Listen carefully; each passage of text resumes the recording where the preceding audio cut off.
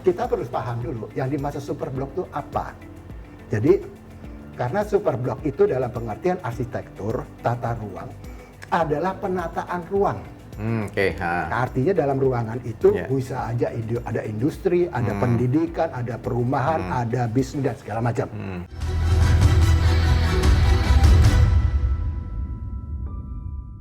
Nah, ini aku tanyakan balik ke Pak Bambang ya, sebagai Sekjen Apersi ya. Nah, kebetulan Pak, ini kalau melihat kasus yang dialami oleh Pak Heru ini ya, ini kan ada yang janggal aneh Pak. Jadi untuk pembentukannya P3 SNS itu selalu dengan dalih-dalih semacam itu. Kalau di mata Apersi ini seperti apa Pak? Gini Pak, sebetulnya putusan MK perkara 21 nomor tahun 2015 itu sudah menetapkan tidak ada, jadi masa transisi tadi itu dimulai sejak pertama kali ada penyerahan Sarusun. Tidak ada kaitannya dengan harus terjual. Nah, artinya tadi dalil yang dikatakan itu udah bertentangan dengan putusan MK. Ya, di situ Pak. Kemudian, saya mengenai tadi ada perwali dan segala macam. Iya, prosesnya sampai setahu ini saya sempat memberikan tanggapan atas perwali Surabaya. Nah, kemudian sekarang masalah tadi dikatakan super blok. Kita perlu paham dulu yang dimaksud super blok itu apa. Jadi karena super blok itu dalam pengertian arsitektur tata ruang adalah penataan ruang. Artinya dalam ruangan itu bisa aja ada industri, ada pendidikan, ada perumahan, ada bisnis dan segala macam. Ya, berbeda dengan rumah susun. Rumah susun itu mengenal namanya mixed use building atau mixed use land. Artinya dalam satu tanah bersama itu bisa bangun beberapa fungsi di atasnya. Bisa jadi perkantoran, bisa menjadi mall, bisa menjadi apartemen. Office juga ya Pak ya, Office yang tadi juga. Pak sebutkan ya. Ya, jadi salah satu contoh kami sekarang sedang menangani pendampingan ke Kemang Village Lipo. Itu kan kompleks. Ada 4 tower di atas tanah, 3 tower di atas mall. Ada mall, ada sekolah, ada hotel. Itu bisa kita selesaikan. Alhamdulillah sampai sudah ada P3-nya dan sekarang sedang proses rawat umum anggota tahunannya. Itu butuh berapa lama Pak yang untuk yang di Kemang Village ya? Yang Kemang Village karena tiap rumah susun ini adalah selalu problemnya adalah kesepakatan pemahaman daripada para pemilik. Terus sengaja kami Apersi 1,5 tahun harus kami harus keliling menemui beberapa pemilik untuk menyadarkan. Mengkonsolidasi itu ya Pak ya? Konsolidasi, artinya ini Anda punya hak. Tadinya kan sampai berpikir, Pak kalau gitu tuh mall punya kami. Enggak ada gitu kan gitu. Sekolah punya kami, bukan gitu. Ya itu tadi kita harus jelaskan secara Jadi memang harus berpikir jernih juga ya, pemilik nggak boleh emosi gitu ya? Betul Pak, kita harus jelaskan. Jadi kita harus menjelaskan, makanya tadi saya katakan di awal tadi ada rencana pertelaan. Jadi setelah rencana pertelaan kemudian rumah kan dibangun Pak. Waktu dibangun kalau sudah selesai fisiknya ada sertifikat layak fungsi. Yang itu merupakan jaminan pemerintah bahwa bangunan itu layak untuk dihuni atau dimanfaatkan. Kalau sudah ada itu baru nanti ada keluar SK, surat keputusan tentang pertelaan yang ditandatangani oleh kepala daerah. Dalam hal ini kalau di Surabaya Pak Wali Kota, Jakarta Gubernur. Nanti dengan dasar itu disetujui baru pelaku pembangunan membuat namanya akte pemisahan. Kalau tadi pertelaan hanya menunjukkan batas, ini kuning, ini merah, ini biru. Kalau akte pemisahan tadi menunjukkan luasan dan NPP, nilai perbandingan proporsional. Kenapa? Karena di rumah susun itu ada 2 kepemilikan. Kepemilikan privat atas unit yang dia kuasai secara utuh. Dan yang bersama. Kemudian bagian bersama. Yaitu strukturnya, koridornya, tangganya, segala macam. Termasuk kemudian benda bersama. Adanya pagar, taman, sekolah, segala macam. Termasuk kemudian tanah bersama tadi. Nah itulah kemudian baru dengan adanya akte pemisahan tadi, BPN menerbitkan sertifikat hak milik atas satuan rumah susun. Yang dimana batasnya atau masa berlakunya mengikuti masa berlaku daripada HGB di bawahnya. Makanya SHM Sarusun bukan hak baru, dia ngikuti aja.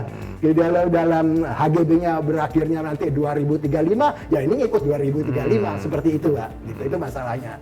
Jadi kalau menurut saya di sini ini pertanyaan gini Pak, gimana dari pihak Apersi ya, itu mengadvokasi banyak kerugian-kerugian yang diderita Pak Heru dan teman-temannya ini.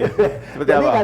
Jadi gini, kalau kami kan lebih banyak sifatnya pendampingan, memberikan penjelasan mengenai peraturan.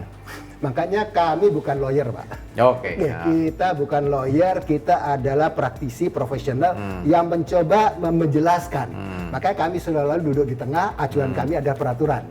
Memang kadang-kala kita harus berbenturan dengan para pemilik, kadang-kadang juga berbenturan dengan pelaku pembangunan. Tapi itu yang kami harus jelaskan. Jadi seperti tadi contoh kasus, kita harus menjelaskan. Karena banyak kepentingan juga di situ ya Pak ya. Gini Pak, problemnya masalah perumahan tidak akan selesai.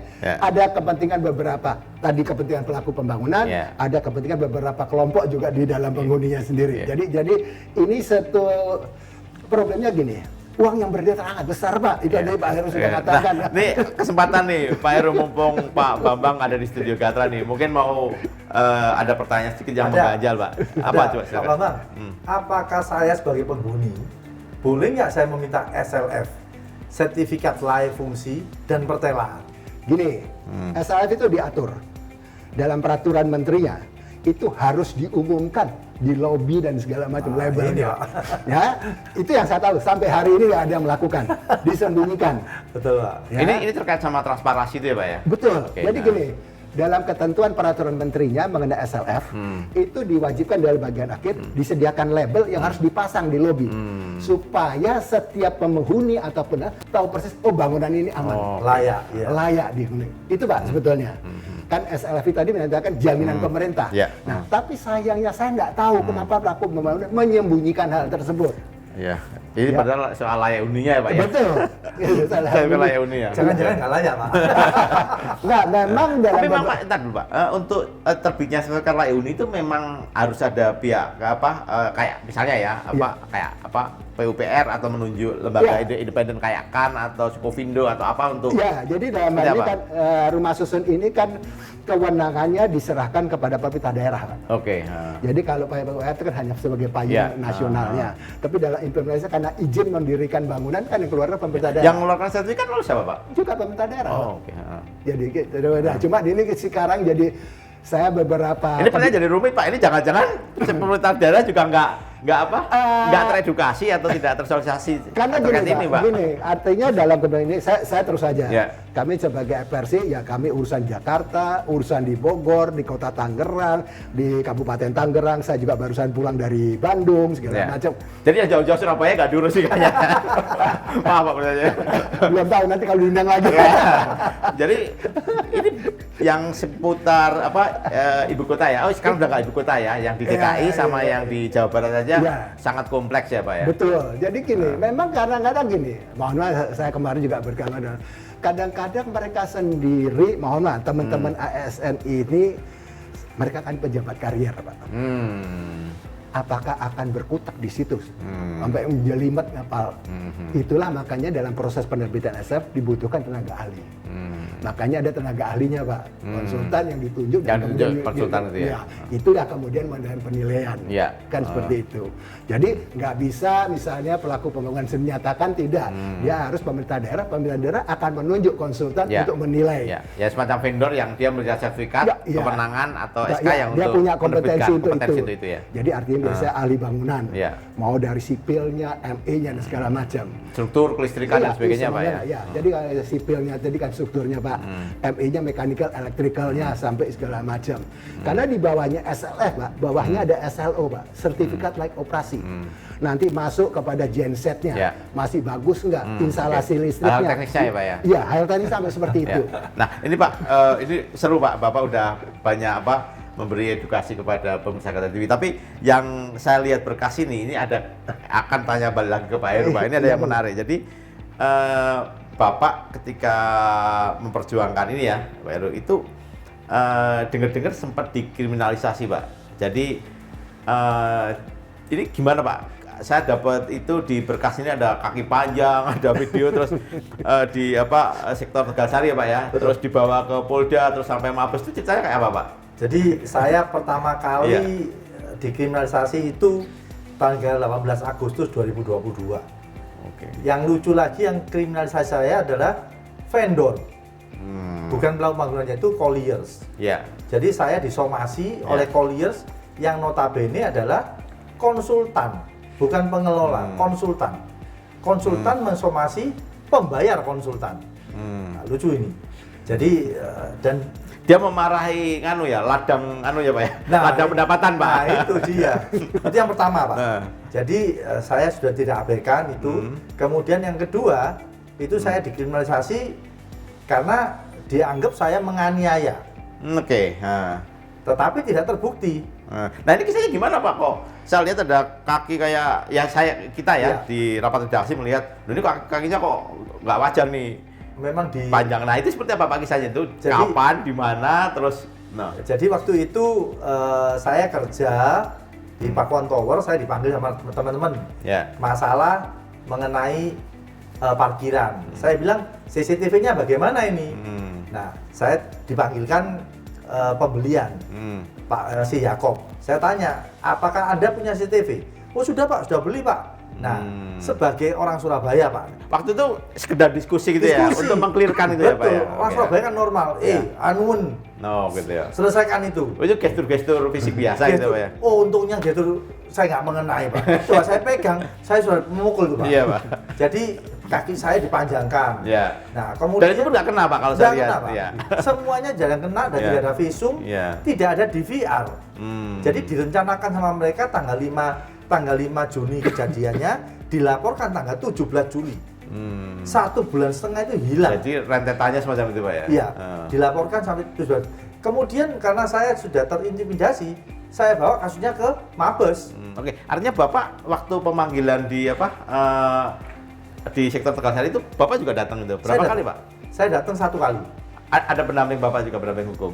Bukan, nggak ada. Nggak ada, Bapak datang sendiri aja? Saya dengan teman-teman datang. Oke. Dengan saksi. Iya. Dipanggil resmi gitu ya Pak? Dipanggil resmi. Itu dalam arti pemberkasan atau semacam apa Pak? Keterangan saksi. Oh keterangan saksi. Keterangan saksi. Tapi langsung keterangan saksi langsung ditambahin SPDP. Ini sangat janggal sekali Pak. Jadi pemanggilan pertama saya nggak datang karena saya Jakarta. Pemanggilan kedua langsung SPDP. Kemudian pemanggilan ketiga itu adalah rekonstruksi. Ya kan? Nah, sedangkan rekonstruksi itu dalam masa prapit. Artinya sebelum persidangan ya Pak ya? Sebelum persidangan, artinya kalau sudah saya prapit kan berhenti. Tapi ini tetap jalan dan saya langsung tersangka. Nah, langsung tersangka. Itu prosesnya jadi Bapak tersangka itu cuma Bapak sendiri ya? Iya, saya sendiri. Yang teman-teman Bapak yang dipanggil sebagai saksi itu juga? Tidak ada yang tersangka. Dengan tuduhan yang itu ya? Iya, nah, padahal yang dituduhkan ke saya memaksa membuka parkir. Sedangkan WA grup kepada Rere segala macam, Rere itu relation resident. Itu bukan saya. Yang meminta bukan saya. Saya cuma meminta CCTV. Tapi dituduhkan memaksa untuk membuka parkiran. Apakah Bapak merasa soal terkait sama ini Pak, parkiran itu apakah Bapak merasa apakah ini terkait karena Bapak memperjuangkan? Pasti Pak, karena sudah kedua ini Pak. Dan ini sudah bukan saya pertama ini. Sebelumnya sudah ada warga di ECR dikriminalisasi juga, sama. Malamnya mereka diundang untuk berbicara, paginya langsung tersangka semua. Jadi semacam jebakan kalau menurut Bapak ya? Betul. Nah ini Bapak cerita juga sebelum tadi ya, Bapak cerita sampai membawa ini ke Mabes Polri. Itu memang harus segitunya, artinya penyelesaiannya sampai ke Bapak harus ke aparat kepolisian di tingkat pusat begitu? Ya karena saya takut Pak. Karena saya takut. Karena di Surabaya sudah, kalau ada siapa saya harus melapor. Saya sudah lapor, saya sudah berusaha ke Polrestabes. Jawabannya 0. Ini karena Bapak mentoknya aja sama aparat di situ. Saya takut Pak. Jadi saya bawa ke Mabes Polri. Nah, supaya minta keadilan Pak. Ketika di Mabes Polri itu Bapak gimana Pak? Ditanya apa aja Pak, kurang lebih supaya akhirnya ini kebongkar semua ya? Di Mabes Polri saya tanyain, apakah Bapak meminta membuka parkiran? Saya bilang tidak. Kemudian saya membawa yang membuka, yang meminta, Pak Rudi. Pak Rudi menunjukkan, ini saya ada semua WA-nya kepada Rere, saya yang meminta. Nah, pihak si Eko ini, si Collier, dia bilang, ini masih tidak layak. Ini lucu, tidak layak tanggal 5 Juni tidak layak, tanggal 20 Mei sudah dibuat halal bihalal. Jadi sudah dibuat di Instagram halal bihalal YouTube. Ya. Tapi 5 Mei-nya 20 Mei tanggal 5 Juninya tidak layak. Nah, ini aneh. Nah, polisi juga bilang ini aneh ini. Sehingga akhirnya polisi memberikan jukra bahwa mana DVR-nya. Janggalnya polisi hanya lari ke bukti-bukti otentiknya ya. Iya. Visum tidak ada. DVR tidak ada. Dan DVR tidak ada, pelaporannya 1,5 bulan. Kenapa? Siapa yang nyuruh?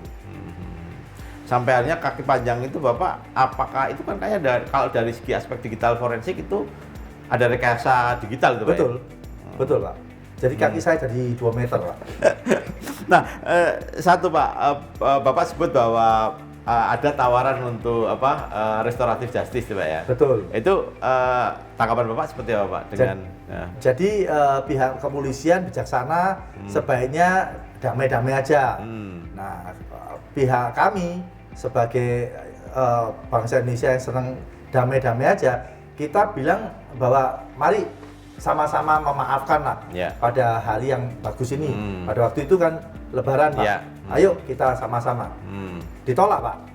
Ditolak dan saya dipaksa untuk membuat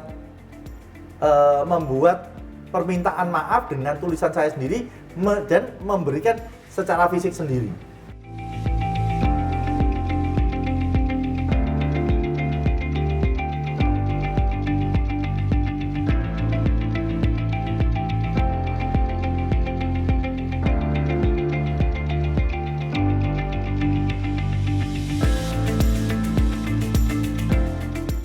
Contoh saya ambil, PPJB sekarang ada yang menggunakan itu sebagai perjanjian bebas, menggunakan KUHP 1320. Pada tadi ekspiasi sudah ada kesetaraan. Nah, itu tidak muncul. Yang aturan yang lebih spesialis tentang atur itu ya? Ya, betul. Harusnya kan seperti itu. Nah, ini yang terjadi dalam proses rasa jual menyusun. Akibatnya dengan banyaknya kasus tadi, mohon maaf, kepercayaan konsumen untuk membeli rumah susun menurun.